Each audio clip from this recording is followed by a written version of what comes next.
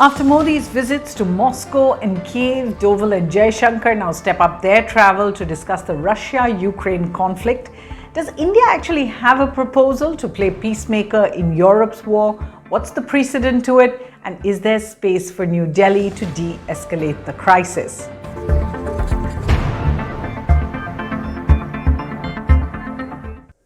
Hello and welcome to Worldview at the Hindu with me, Suhasini Haidar.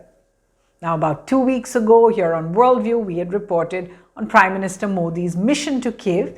The National Security Advisor and the External Affairs Minister now have been traveling. The flurry of activity has really sparked speculation about a possible Indian role in ending the Russia-Ukraine conflict. Is that likely? Is it possibly effective or even feasible given the latest escalation on the war front? So let's just quickly tell you about what's happened in the last few weeks there. To begin with, Ukraine attacked the Russian oblast of Kursk, marking really the first time since Russia's invasion in 2022 that Ukraine is holding that kind of Russian territory. Russia then retaliated, fired 200 missiles and drones at Ukraine, and then took the town of Pokrovsk. Remember, this happened around Prime Minister Modi's visit itself. Ukraine has now demanded and is expected to receive clearance from the US and the UK and other NATO countries possibly to use their military hardware and missiles for long-range strikes into Russia. That's clearly going to be an escalation. President Putin has said that the clearance, if given, would be a declaration of war between Russia and NATO. If this decision is made, it will mean nothing else but the direct participation of NATO countries, the United States, European countries in the war in Ukraine. So amidst these war clouds gathering, here's why Prime Minister Modi's travel really set off that speculation that India is seeking a mediatory role in the crisis. In June, he met with Ukrainian President Zelensky at the G7 meet in Italy. But then right after that, India disassociated itself from the Swiss Peace Conference communique on Ukraine. In July, Modi traveled to Moscow to meet with President Putin. In August, he traveled to Kyiv to meet with Zelensky again. This week, NSA Ajit Doval actually traveled to St. Petersburg to personally brief President Putin on the sidelines of a BRICS NSA meeting over there. So listen into what he said.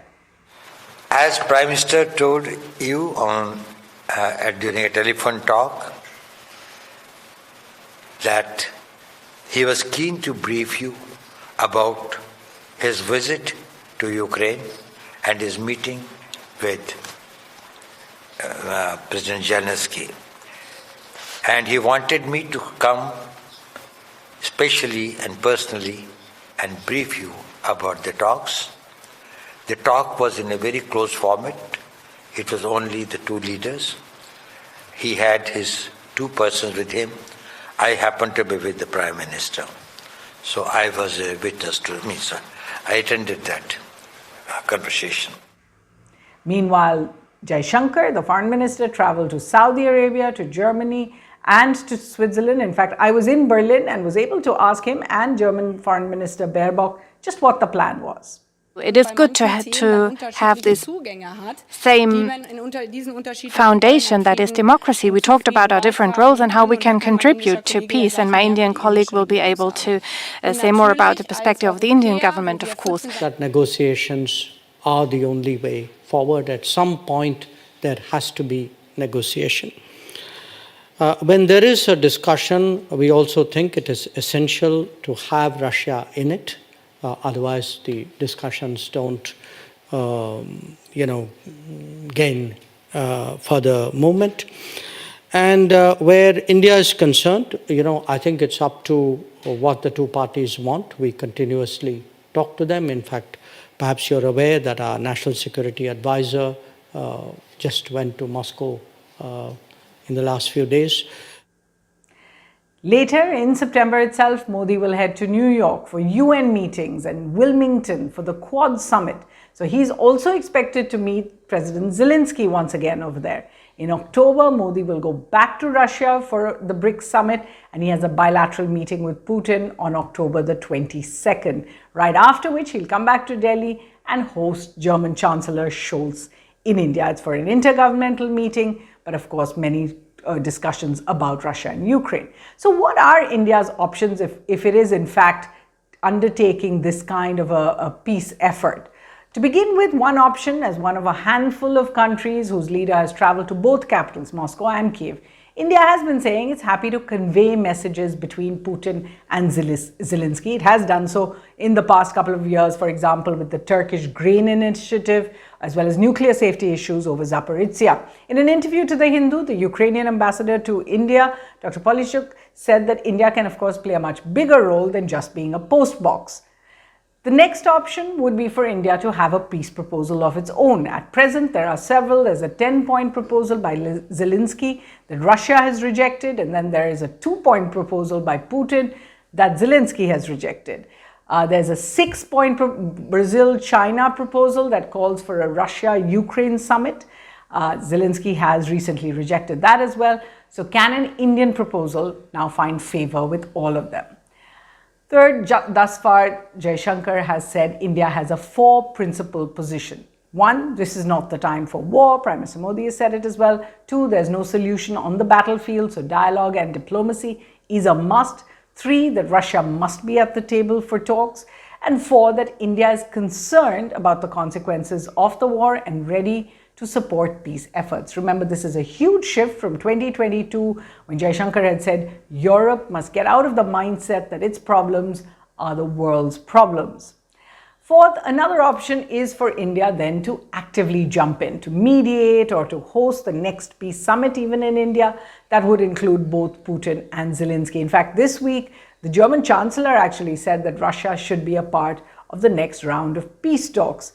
However, the government has so far not indicated that it actually plans to do any of these things unless it is asked to by both parties to the war. So that's been India's real position there. What are some of the problems that an Indian peace effort would face at this point? One, of course, that India is a late entrant to the peace process. There are already a number of other dialogue tracks going on at present. The question would be whether India would now go it alone or join in with another grouping that has a proposal. The second question is India did not sign on the Bergenstock Peace Declaration in Switzerland. Therefore, will it be awkward to host the next summit in that same series, the second summit? The third question, instead of peace, the Russia-Ukraine conflict now seems to be escalating. If it broadens into a Russia-NATO war, really, will it become much more difficult to de-escalate or effect a ceasefire for India? Of course, fourthly, India is not seen as a neutral party since it has much closer bilateral and historical ties with Russia. And fifth, that India has in more recent years been very wary of the term mediation. It has itself rejected mediation efforts on Kashmir, for example. But a longer look at history shows other Indian efforts in the past as well. So I'm just going to take you through what are some of the precedents. Remember, in 1947, India was actually a member of the United Nations Temporary Commission on Korea called UNTCOC. In 1955, Prime Minister Nehru mediated between USSR and Austria. There was a direct mediation, really. He went to both leaders for the withdrawal of Soviet troops. He's in fact credited with the success of that, as well as for persuading Austria to declare its neutrality. It's not a member of NATO. In 1956, India mediated in the Korean crisis, engaging the US, China, and USSR.